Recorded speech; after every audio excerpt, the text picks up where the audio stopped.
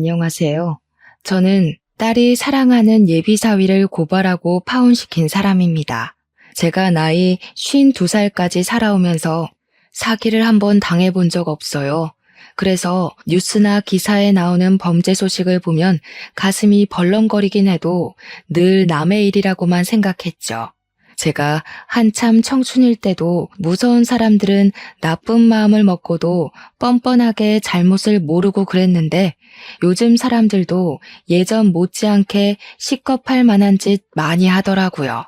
저는 나쁜 짓 하려고 해도 심장이 떨려서 차마 못 그러겠던데 도대체 어떤 심리를 갖고 있으면 그리 대담할 수 있는지 모르겠어요.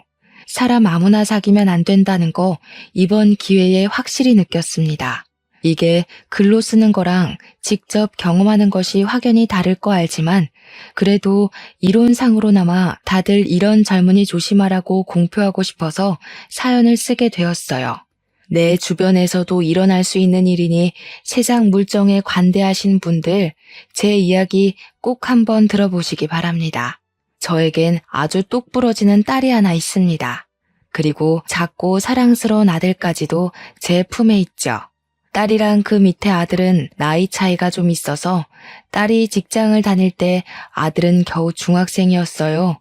나이 차이가 별로 안 났다면 자주 싸웠겠지만 나이 차가 크게 벌어져 있으니 딱히 부딪힐 만한 일이 없더라고요. 오히려 아들에게 또 다른 엄마 노릇을 해줘서 제가 육아하는 데에 많은 도움을 받았었습니다. 저희 집 장녀는 저희 부부에게 자랑거리예요. 우리 딸이 얼마나 효녀냐면 자기 남동생의 용돈을 혼자 책임질 정도로 부모가 자식 때문에 고생하는 걸 싫어했고요. 그래서 하루빨리 육아지옥에서 벗어나도록 신경을 많이 써준 착한 딸입니다. 저희 부부는 딸을 키우면서 장남 10명이 부럽지 않았어요. 행동대장 우리 딸은 언제나 씩씩했고 야무져서 그런 장녀를 두고 저희가 참 많이 의지했었습니다. 조금만 모르는 걸 물어봐도 딸이 다 해결해주고 필요한 게 생기면 딸이 알아서 주문해주고 하니까 본의 아니게 딸을 저희 부부의 선생님으로 보이더라고요. 이렇듯 딸의 성격은 두말할 것 없이 착하고 싹싹했는데 뿐만 아니라 얼굴도 예쁘고 날씬해서 항상 남편이랑 제가 장녀를 두고 남주기 아깝다고 말을 많이 했어요. 결혼시키기 싫었다는 뜻이죠. 물론 그건 저희 바람이었고 저희는 딸의 행복을 위해 딸의 길을 전적으로 응원해줄 준비가 되어 있는 사람들이었어요. 그런데 살다 보면 아무리 사랑스러운 내 자식이라도 내 마음 같지 않게 안타까운 짓을 할 때가 있잖아요. 부모로서 자식을 항상 응원하고 싶고 자식의 뜻을 존중하고 싶지만 아무래도 자식이 엉뚱한 길을 가려 할 때면 말리고 싶은 것도 부모의 마음이 아니겠습니까? 그렇듯 한없이 대견스럽고 만점짜리 우리 딸에게도 유일하게 부족한 것이 있었는데요. 딸의 유일한 단점이 바로 남자 보는 눈이 없었다는 것이에요.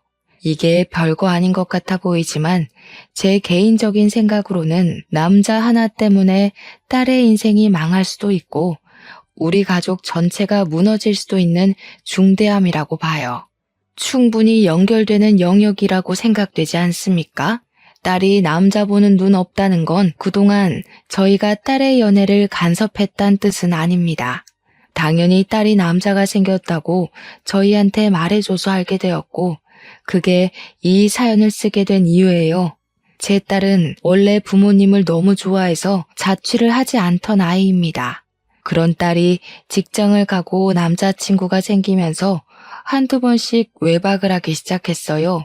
딴짓을 잘 안 하던 딸이 갑자기 그렇게 변하자 걱정이 돼서 전화를 하면 전화를 안 받는 경우도 덜어 있었습니다. 저희 가정에선 늘 바람직했던 딸이기에 불안했지만 그래도 딸이 하는 모든 일을 신뢰하여 크게 간섭하지 않았어요. 그저 요즘 뭐 하느라 집에 잘 안 들어오냐고 물어보면 남자친구가 생겼다는 말만 했습니다. 한창 청춘인데 남자친구 정도 생길 수 있잖아요. 딸이 연애를 해도 저희한테는 딱히 말을 안 해줬는데 그날은 말을 해주길래 그것만으로도 고맙게만 생각했었어요. 그런데 한날 딸이 결혼하고 싶은 남자가 생겼다고 하더라고요. 그 순간 딸이 지난번 남자친구가 있다고 했던 말이 떠올라서 그 남자냐고 물어봤더니 그렇다네요. 딸 얼굴이 가족과 있을 때 행복한 모습과는 또 다른 얼굴이었습니다. 표정만으로도 남자친구를 얼마나 좋아하고 있는지가 느껴졌어요. 저도 아쉽기는 했지만 유독 남편이 많이 속상해 하더라고요. 원래 딸에게 남자친구가 생기면 아빠들이 속 많이 썩지 않습니까? 그런 아빠 마음도 모르고 딸은 그저 우리에게 결혼할 남자를 소개하고 싶어 들떠 있었는데요. 언제 시간 돼? 남자친구는 지금 한창 장사 비수기라서 아무 때나 시간 가능하대. 나랑 동갑인데 훨씬 오빠 같고 듬직하다? 결혼하면 아마 직장 옮기고 남자친구랑 장사하지 않을까 싶어. 그래, 우리 딸이 선택한 남자니까 분명 좋은 사람이겠지. 엄마 아빠도 시간 언제든지 괜찮으니까 둘이서 날짜 한번 맞춰봐. 남자친구 되는 분은 뭘 좋아한다니? 이왕 식사 준비하는 거 좋아하는 걸로 해주고 싶네. 뭘 그렇게까지 대접해? 원래 그 나이에는 뭐든 다 좋아하고 잘 먹어야 될 나이야.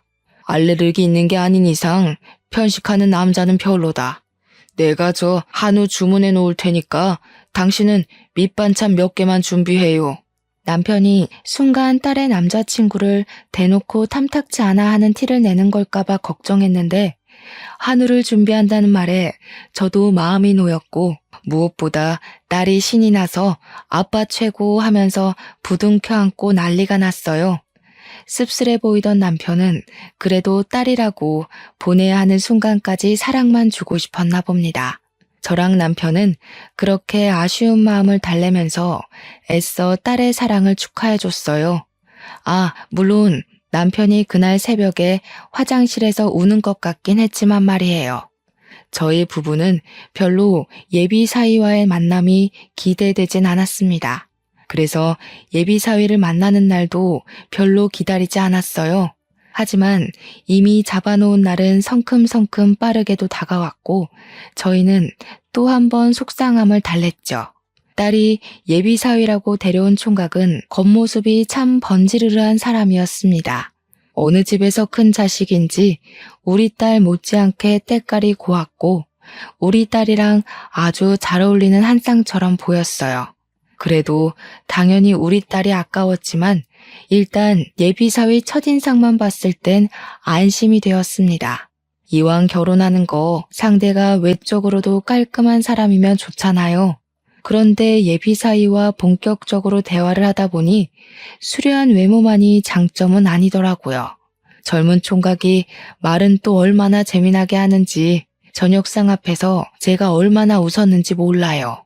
아, 어머니께서 미인이셨구나. 어쩐지 유형이 너무 예뻐서 누굴 닮았나 했거든요. 어머니랑 정말 판박인데요.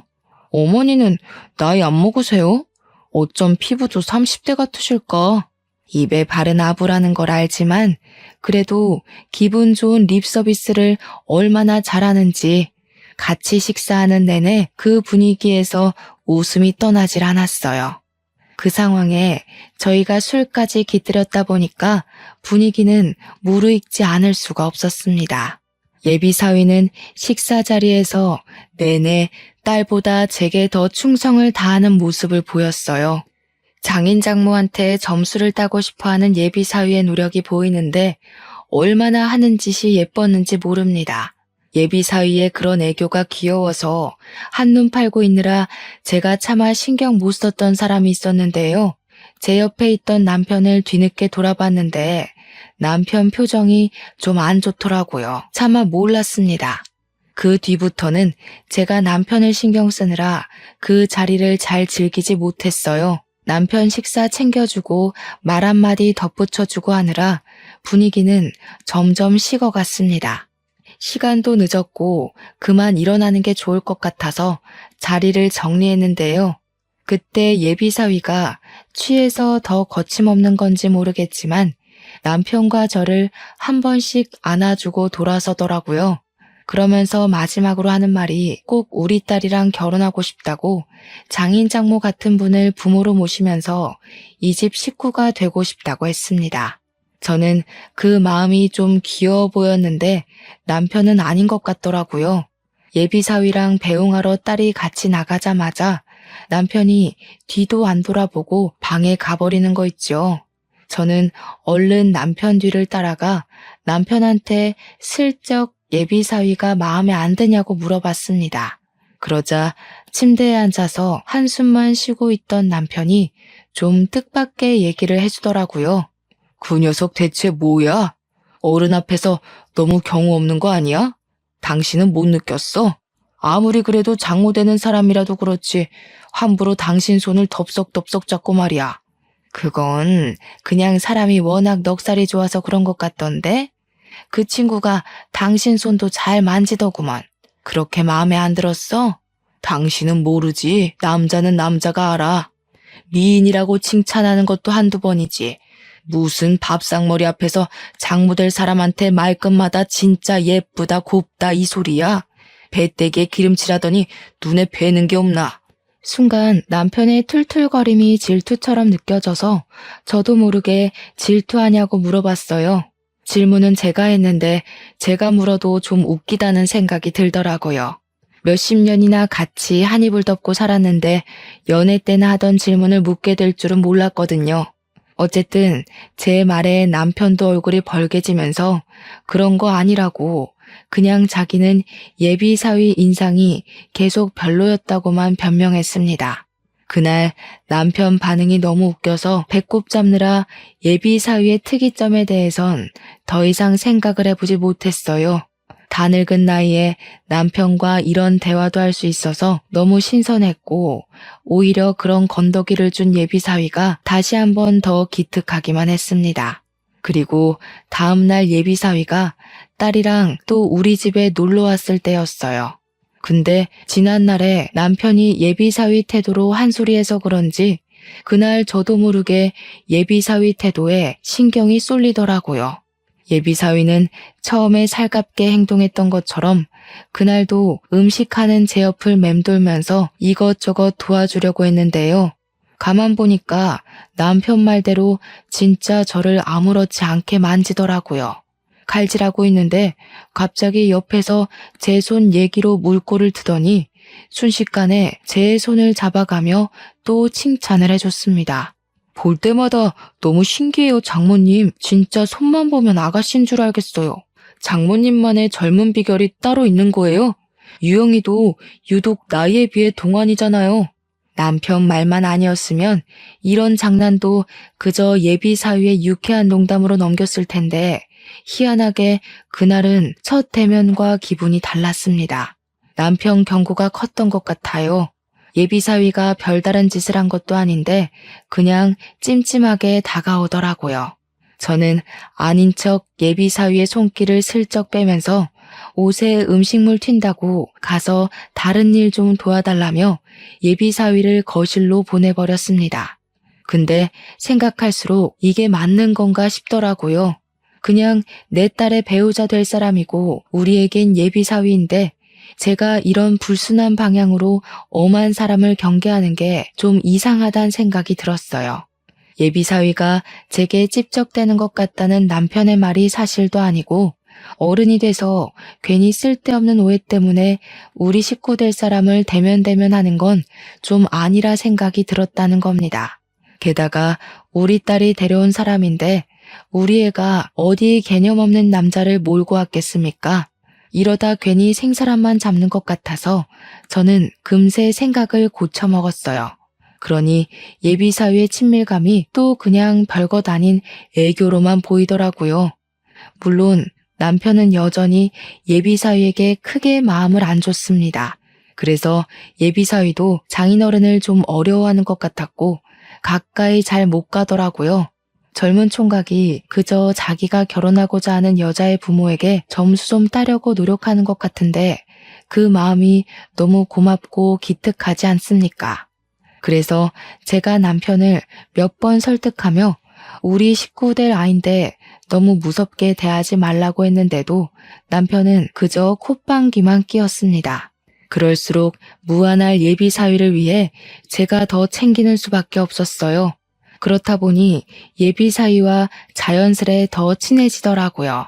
근데 아무리 친하더라도 이건 제 입장에서 좀 많이 당황스러웠던 건데 예비 사위가 평소에도 딸이랑 우리 집에 자주 오긴 했거든요. 제가 요즘 애들 가치관을 잘 몰라서 그러는데 딸이 없는 예비 처갓집에도 사위가 아무렇지 않게 혼자 방문하기도 하나요? 예비 사위가 연락도 없이 우리 집을 찾아왔더라니까요. 저는 살짝 당황하고 말았습니다. 아이고, 김서방이 어쩐 일이야? 오늘 유영이 회사 워크숍 가서 없는데 연락 못 받았니? 알죠. 없는 거 알고 일부러 찾아왔어요. 장모님 심심하실까 봐요. 사실 저도 오늘 장사 쉬는 날이라 놀 사람 없기도 하고 마침 장모님 생각 나더라고요. 오늘 저랑 놀아주실 거죠? 살가워도 이렇게 살가울 수가 있나 싶었습니다. 굉장한 친화력에 깜짝 놀랐어요. 저희 집 사람들은 원래도 의심이나 경계가 많아서 누구에게 먼저 다가가는 성격이 못 되거든요. 그렇다 보니 먼저 손 내밀어주는 예비사위 성격이 고맙다가도 한편으론 좀 낯설고 부담되기도 했어요. 좋게 비유하자면 마치 주인 뒤만 졸졸 쫓아다니는 강아지 같다고나 할까요? 일단 저희 집을 찾아온 손님이니까 대접을 하는 게 맞잖아요. 그래서 얼른 들어오라고 밥은 먹었냐고 제가 예비사위를 챙겼는데요. 예비사위가 잠깐 화장실 간 사이에 남편이 저를 따로 방에 부르더니 예비사위 욕을 하기 시작했어요. 뭐 저런 놈이 다 있어? 정말 미친놈 아니야? 누가 결혼도 안 했는데 신부 쪽 집을 들락날락해. 결혼해도 오기 불편해야 되는 게 처갓집이야. 우리를 물로 보는 것도 아니고 무슨 밥 먹일 생각 말고 당장 내보내. 나쁜 의도로 찾아온 거 아니잖아. 다른 집 사위들은 아예 처갓집 대문짝만 봐도 가기 싫어서 마누라랑 싸우기도 한다는데 그런 거 생각하면 우리 사위는 얼마나 기특해. 마음 좀 좋게 먹어봐요. 언제까지 이렇게 미워하려고. 이러면 우리 딸도 속상해해. 저는 흥분한 남편을 최대한 진정시켰습니다. 제 눈에는 예비사위가 진짜 말 그대로 넋살이 좋고 우리를 좋아해줘서 적극적인 것 같았거든요. 남편의 의심을 잠재우느라 그 시간 얼마나 진땀을 뺐는지 몰라요. 그래도 남편의 흥분을 잠재우긴 했지만 마음은 돌리지 못해서 방 밖으로 끌어내진 못했습니다. 남편은 빈정이 상해 방에서만 TV를 봤어요. 어렵게 찾아온 예비사위를 다시 돌려보낼 수가 없어서 할 수 없이 제가 예비사위와 같이 시간을 보냈습니다. 예비사위가 TV 영화를 쏘겠다고 해서 제가 잔치국수를 만들고 같이 먹으면서 TV를 봤거든요. 당연히 남편 방에도 국수를 넣어줬고요. 아무튼 둘이서 한참 TV 영화에 빠져 있을 때 그 순간 제가 아들 급식 돈 넣어주는 날이라는 게 번뜩 생각이 나더라고요. 그래서 TV를 보다 말고 모바일 뱅킹에 접속을 했습니다. 얼마를 넣었는지 기억이 나질 않아서 잠깐 방에 갔다가 다시 자리에 앉아서 계좌이체를 했어요. 무방비하게 비밀번호까지 드러내면서 이것저것 누르고 송금을 완료한 뒤에 휴대폰을 내려놓았는데요. 그 순간 급하게 고개를 획 돌리는 예비사위를 목격했습니다. 뭔가 쎄하더라고요. 왠지 예비사위가 제 폰을 같이 보고 있었던 것 같은 촉이 오는 겁니다. 저와 눈이 마주친 건 아니었고 예비사위가 마지막까지 눈길을 두고 있던 곳이 희한하게 제 폰 화면이었던 것 같은 느낌이 들었어요. 물론 제가 본래 의심 많은 타입이라 착각일 수도 있죠. 근데도 알게 모르게 불안감은 마음 한구석에 계속 남아 있었어요. 설마 내가 계좌이체하는 내내 보고 있었나? 고작 이 증거 없는 의심이 왜 그렇게 불길하게 다가오는 건지 그 뒤로 영화에 집중할 수 없었고 예비 사위의 살가운 대화 시도에도 표정 관리가 잘 안 되었습니다. 저는 원래 평소에 사람을 잘 믿지 않는데 유일하게 믿는 사람이 딸입니다. 제 남편도 완전히 믿지 않고 오로지 딸에게만 강력한 신임을 갖고 있을 만큼 쉽게 제 자신을 다 보여주지 못해요. 그래서 예비 사위에게도 적당한 맞대응만 해줬던 거지 그놈을 믿고 말고 할 만큼 그런 사이는 아니라고 생각했어요. 그런 상황에서 예비 사위에게 의심 먼저 들어버리니 예비 사위와 겨우 가까워진 사이가 급격히 벌어지고 말았지 뭡니까. 하지만 그럼에도 제가 어쩌지 못했던 건 예비 사위는 딸이 선택한 남자잖아요. 제 기분이 찝찝하더라도 딸보다는 제 판단이 잘못됐을 가능성이 더 크다고 보고 그냥 넘겨야만 했습니다. 그렇게 상견례를 날짜까지 잡고 저랑 남편은 상견례 때 입을 옷을 맞추기 위해 백화점을 방문했어요. 직원에게 복장을 추천받고 결제를 하기 위해 카드를 내밀었는데 직원이 카드를 긁더니 한도 부족이라고 하더라고요. 그럴 리가 없어서 다시 한번 해보라고 부탁을 했는데 계속 한도 부족이래요. 제가 분명 집에서 나올 때 1,000만 원 정도의 잔액이 든 카드를 들고 나왔거든요. 직원한테 계속 부탁하는 것도 민폐고 직원도 난감해하길래 급하게 뱅킹 조회를 해봤는데요. 충격이게도 겨우 7,000원 돈만 남아있더라고요. 이게 어떻게 된 일이지 싶어 일단 옷 사는 건 보류하고 집으로 돌아와야 했습니다. 저와 남편은 집에 오자마자 혹시 돈을 다른 곳에 옮겨둔 건 아닌지 뱅킹이랑 통장을 뒤져서 확인했어요. 남편도 큰 돈이 없어진 거라 꽤 놀라서 경찰 신고하자고 난리더라고요. 대체 우리 말고는 손댈 사람이 없는데 그 돈이 어디로 솟은 거야? 딸내미도 그 통장 모르잖아. 당신 정말 그 계좌에 돈 둔 거 맞아? 우리 말고는 이 통장을 모른다. 남편의 이 발언을 듣는 순간 제 머릿속에 무섭게 떠오른 사람이 있었는데요. 바로 예비 사위였습니다. 제 마음속에 내내 남아있던 불길함이 있었잖아요. 예비 사위가 저희 집에 혼자 찾아온 날 저랑 같이 나란히 앉아서 TV를 보고 있을 때 예비 사위가 제 폰을 몰래 훔쳐봤던 게 그리 불안했는데 그게 왠지 1,000만 원 실종과 연관이 있을 것 같더라고요. 하지만 그건 그저 제 추측일 뿐 심증만 있고 물증은 없던 상태가 아닙니까? 다짜고짜 예비 사위를 붙잡아다가 몰아붙이는 건 자칫 딸과의 사이마저 틀어질 수 있는 위험이라고 생각을 했어요. 그래서 저는 차라리 딸에게 직접 물어보자고 마음먹었습니다. 현명한 딸이라면 제가 이런 고민을 얘기했을 때 분명 똑소리 나는 해결책을 줄 거라고 생각했어요. 근데 제가 딸을 너무 믿었던 거죠. 그날 생전 처음으로 딸의 낯선 이면만 마주하게 되었는데 딸이 뭐에 신 것처럼 얼마나 무서웠는지 모릅니다. 고작 그런 걸로 예비 사위를 의심해? 걔가 엄마 폰 받는지 안 받는지 확실한 증거가 있는 것도 아니잖아. 다 엄마 망상 아니야? 괜히 생사람 잡지 마. 그 사람이 뭐가 아쉬워서 우리 집 돈을 훔쳐. 그 사람 연매출 억 단위야. 망상이라니. 그때 분명 엄마가 이체하는 걸 훔쳐보는 것 같더라니까. 너도 없는데 우리 집 찾아온 것도 이상하지 않아? 아빠가 계속 그놈 어딘가 의심스럽다고 했었거든. 그건 아빠가 내 남자친구 마음에 안 드니까 일방적으로 모욕하는 거고 말 조심해. 내 남자 욕하는 건 나 무시하는 거나 마찬가지야. 아무리 마음에 안 들어도 그렇지 어떻게 사위 될 사람을 도둑놈으로 몰 수가 있어?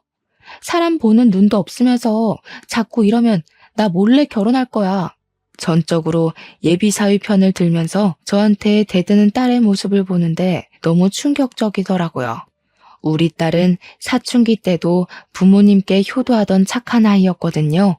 고작 몇 달 만난 남자친구 때문에 부모한테 바락바락 소리치며 입도 뻥끗 못하게 하는 딸을 보고 저랑 남편은 크게 서운했어요.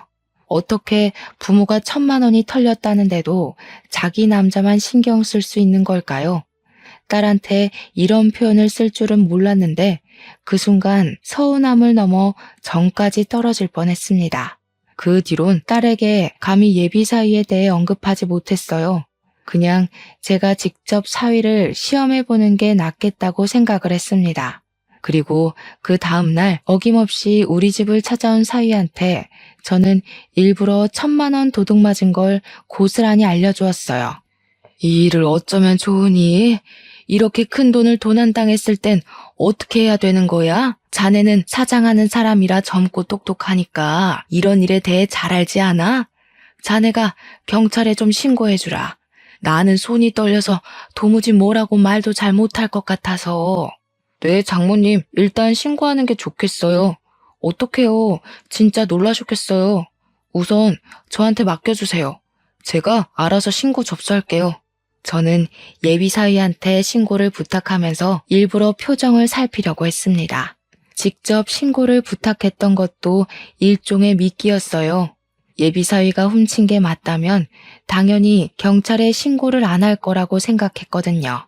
그리고 그 다음날 제가 따로 경찰서에 전화해서 어제자로 신고 들어온 게 있냐고 물어봤습니다.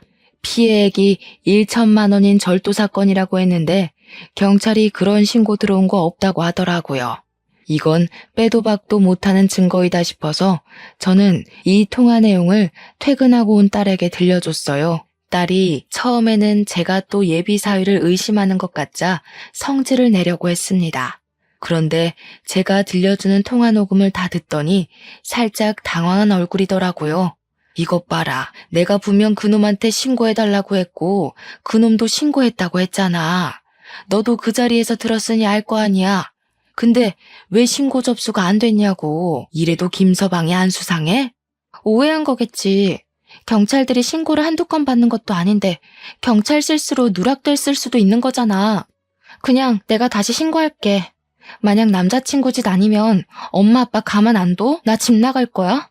딸의 발언은 여전히 예비 사위를 믿고 있었고 서운했지만 그래도 딸이 처음보다는 흔들리는 태도를 보여줘서 그것만으로도 일단 안심을 했습니다. 하지만 이러고 딸이 예비 사위한테 냅다 얘기해버릴지 어떻게 합니까? 제가 유일하게 딸만은 뭘 하든 다 믿어줬는데 이젠 딸까지도 못 믿는 지경이 돼버렸네요. 어쨌든 이제 남자의 눈이 멀어 상황 분간 못하는 딸도 못 믿겠기에 딸한테는 고분고분 알겠다고 기다리고 있겠다고 대답한 뒤 제가 따로 전화해서 직접 신고를 했습니다. 그리고 3일 뒤였어요. 딸이 동생한테 쓰라고 400만 원을 넣어둔 통장이 있는데요. 딸이 한날 돈을 입금하려고 ATM 기기를 찾았다가 그 안에 400만 원이 없어졌다는 걸 알았고 다급히 집에 와서 따진 적이 있었습니다. 그 통장은 당연히 딸이 들고 있는 데다가 카드는 딸 하나, 우리 부부 하나 이렇게 2개로 나눠 갖고 있었어요. 그러니 딸이 우리를 의심할 수밖에 없는 상황이었죠. 우리가 안 했다는 증거를 당장 댈 수 없지만 우리는 아니거든요. 아무리 봐도 그것마저 사위짓 같더라고요. 제가 뱅킹 비밀번호까지 훔쳐보면서 1,000만 원을 빼갔던 강 큰 놈이 400만 원이라고 못 훔치겠습니까?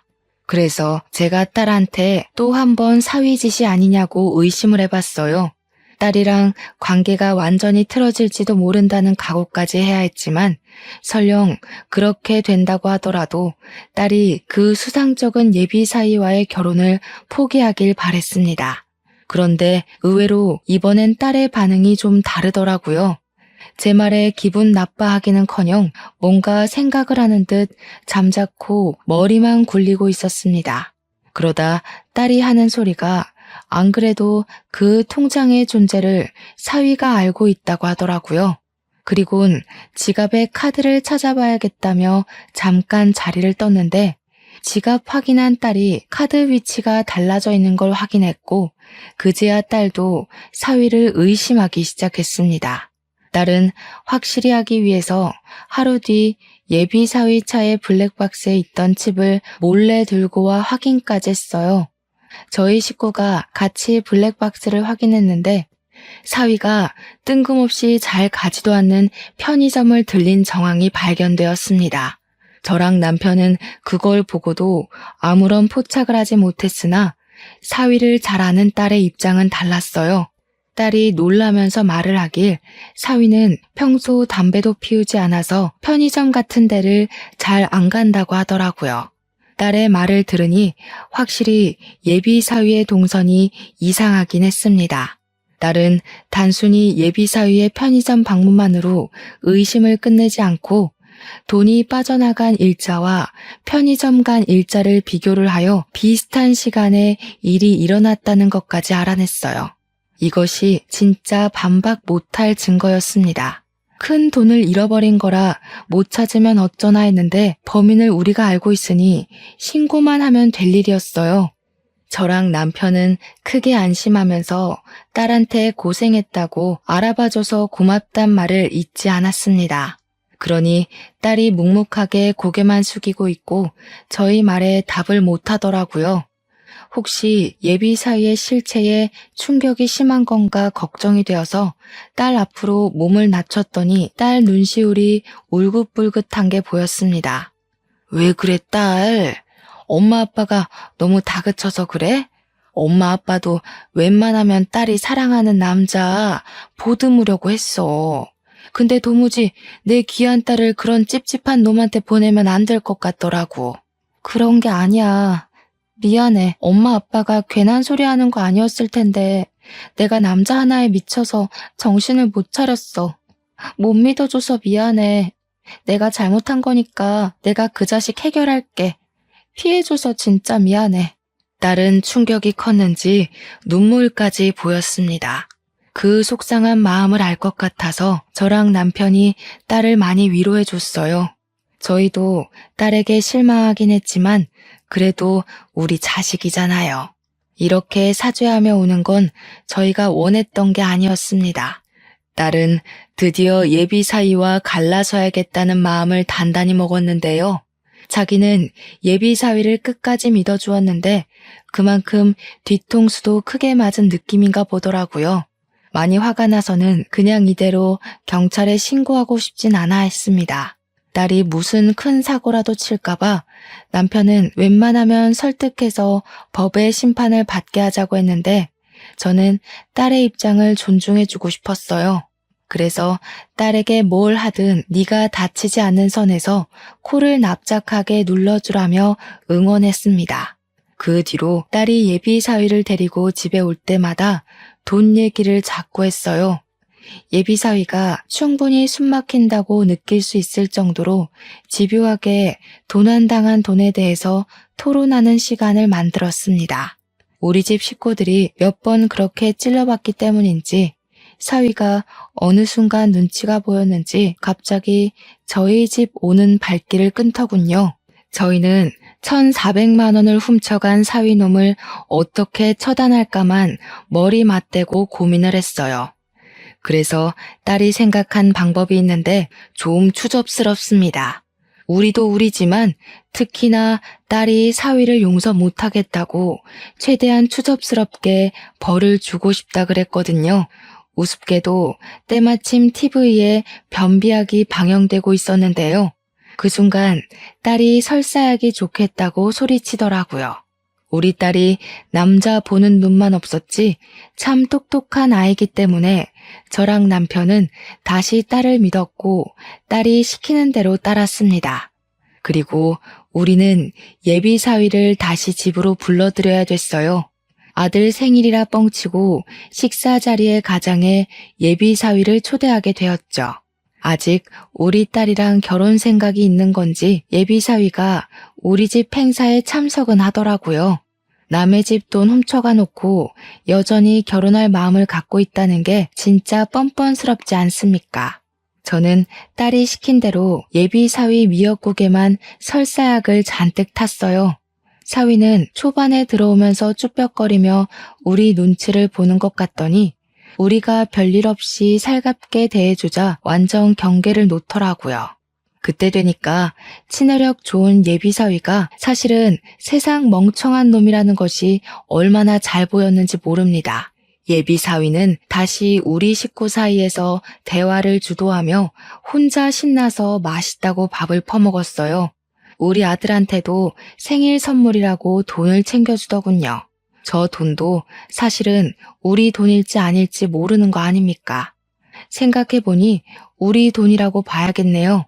1,400만 원을 돌려주지 않았으니 예비 사위에게 매여있는 그만큼의 몫은 당연히 우리 거여야 되잖아요. 식사를 거의 마무리해갈 때쯤 저는 아들에게 더러운 꼴을 보이고 싶지 않아서 먼저 방에 들어가 있으라 했습니다. 그렇게 40분 정도 되었을 때였어요. 사위가 한 번씩 화장실을 가기 시작하더니 나중에는 화장실을 나오자마자 다시 들어가길 반복하는 겁니다. 배앓이를 시작한 거겠죠. 처음엔 저희에게 양해를 구하던 예비사위도 계속 배가 아프니 나중에는 제 탓을 하기 시작하더라고요. 사람이 본능적으로 자기 목숨의 위협을 느끼면 본색이 나오는 법 아니겠습니까?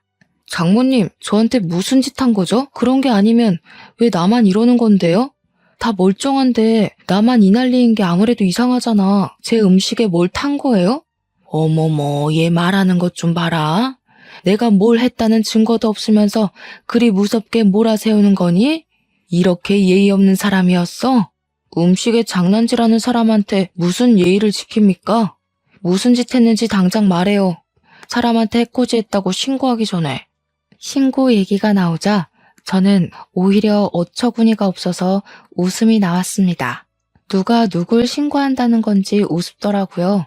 그리고 그때 우리 남편이 예비 사위 말하는 폰세에 열이 받아서 냅다 사위 뒤통수를 후려쳤어요.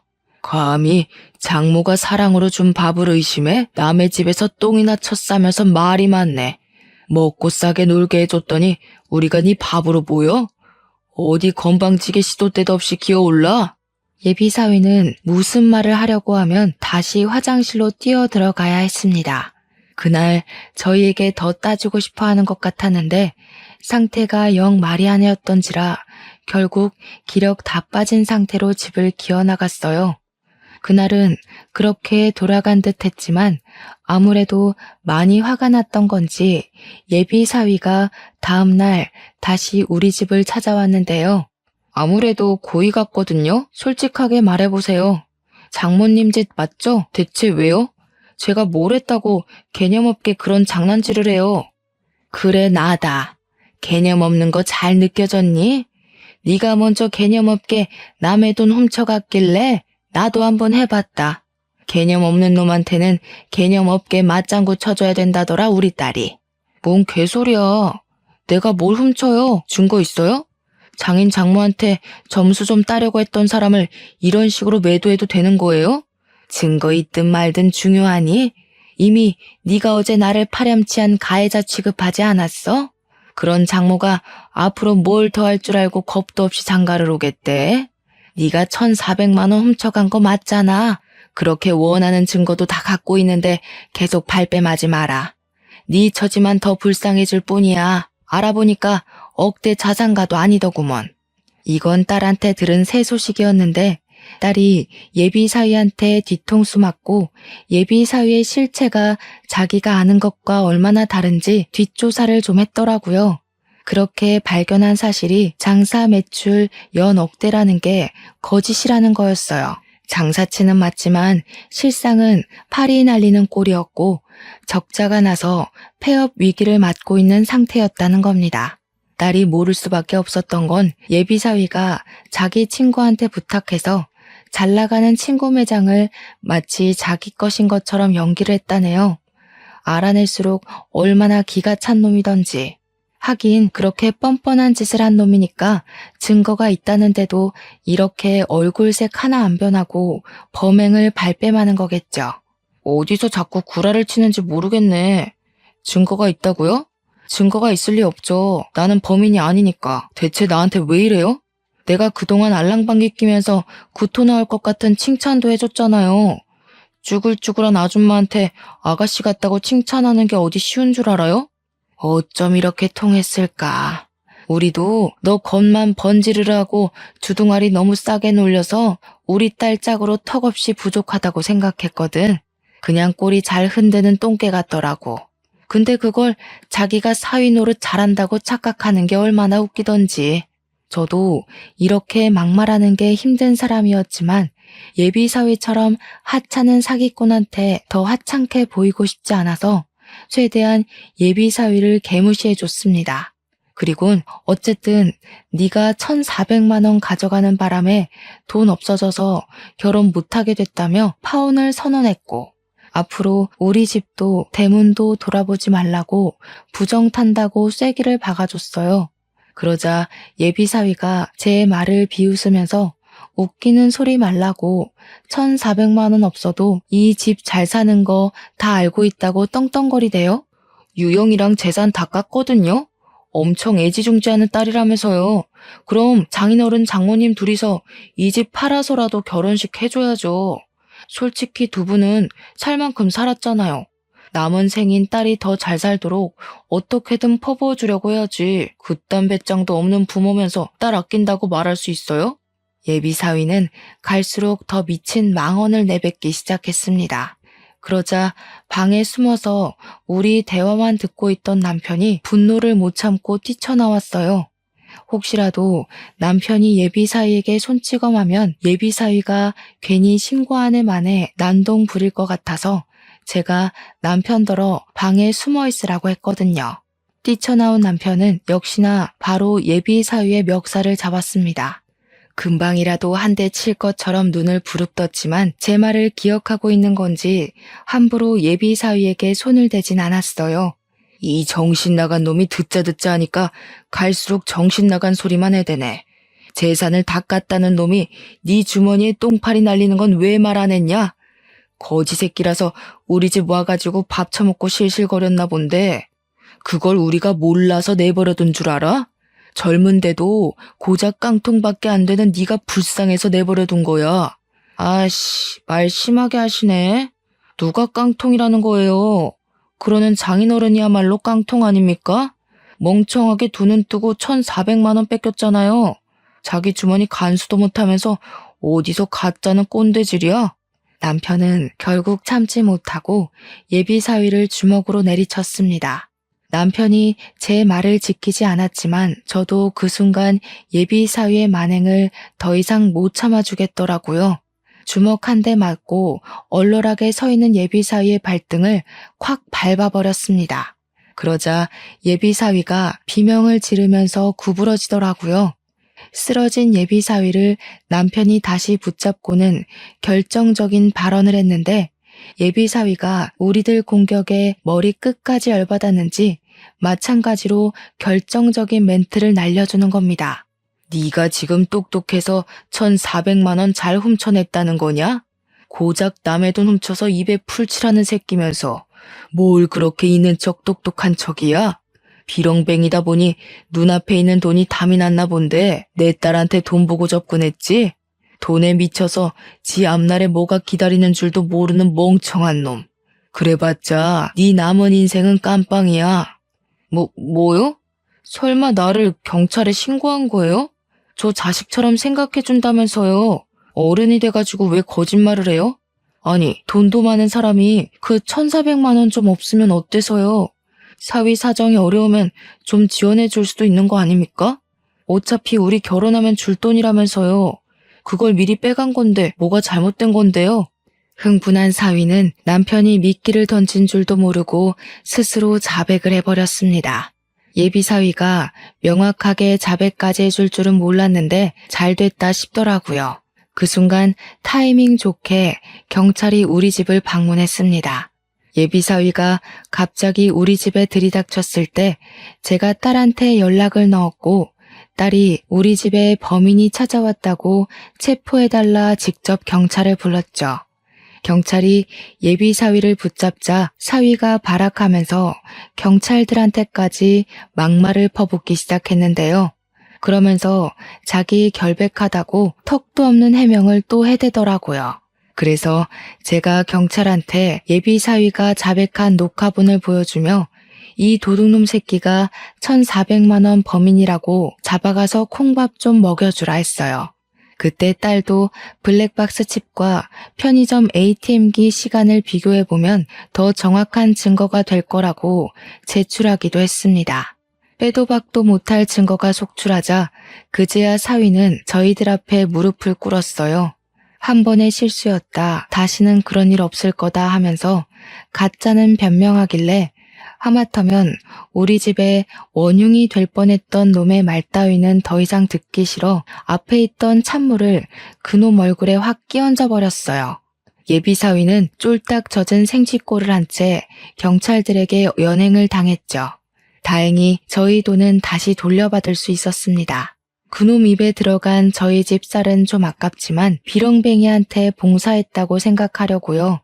그 일로부터 4개월이 지난 현재 저희는 언제 그런 일이 있었냐는 듯 일상은 완벽히 복구되었어요. 딸도 그놈에게 받은 상처를 빨리 극복했더라고요. 그렇다고 남자에 대한 공포가 생긴 건 또 아니라서 우리 딸 참 강하다고 생각을 했네요.